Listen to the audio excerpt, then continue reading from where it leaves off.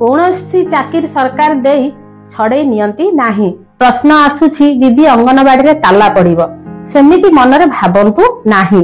सरकार छोटरू जन्मरू 6 वर्ष पर्यंत शिशु को आम दायित्व रे देइथांती। गर्भवती प्रसूति किशोरी समस्त दायित्व अंगनवाड़ी केन्द्र रे वर्तमान तुला जाउछि।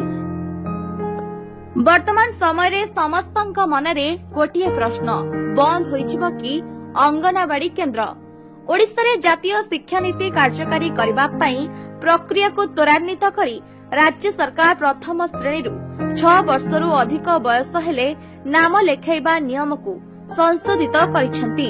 सरकार का विज्ञप्ति रे उल्लेख करा जायछि जे संपृक्त शिक्षा वर्षर सेप्टेम्बर 1 तारिख सुधा 6 रु अधिक वर्ष बयस प्राप्त करिथिबा पिला माने प्रथम श्रेणी रे नाम लेखिबा पई योग्य हेबे।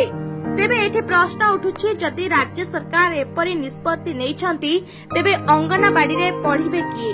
3 वर्षरू पिला स्कूल रे पढ़िले गाँ गाँ रे खोलिथिबा अंगनवाड़ी केन्द्रर गुरुत्व कमी जिवो कि? आगामी दिन रे सरकार कोन अंगनवाड़ी को बंद करिदेबे कि? तेबे आसंतु एहा परे अधिक किछि जानिबा। नमस्कार, मु मुंजाजपुर म्युनिसिपालिटी रो जने वर्कर मालविका जेना। ए समस्तक मनरे प्रश्न आसुछि दीदी अंगनवाड़ी रे ताला पड़िबो सेमिति मनरे भाबंतु नाही। सरकार छोटरू जन्मरू 6 वर्ष पर्यंत शिशु को आम दायित्व रे देइथांती। गर्भवती प्रसूति किशोरी समस्त दायित्व अंगनवाड़ी केन्द्र रे वर्तमान तुला जाउछि। सरकार केबे एमिति भूल काम करिवे नाही। सरकार जो निष्पत्ति नेबे समस्तक पई आगकू पिला माने केमिति उन्नति गति रे आगे जिवे सरकार सेही निष्पत्ति नउछंती। अंगनवाड़ी केन्द्रर ना बदलाई बाल बाटिका दिया जिवो बोली आमे भाबुछु।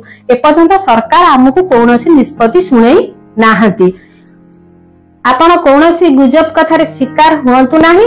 सरकार आगामी दिन रे को निष्पत्ति नउछंती ता समय को अपेक्षा करंतु। कोनोसी चाकरी सरकार देई छड़े नियंती नाही। आम सरकार जहा करिवे समस्तंग भविष्य भल काम करिवे। 2026 रु राज्य रे जातीय शिक्षा नीति लागू हेबो।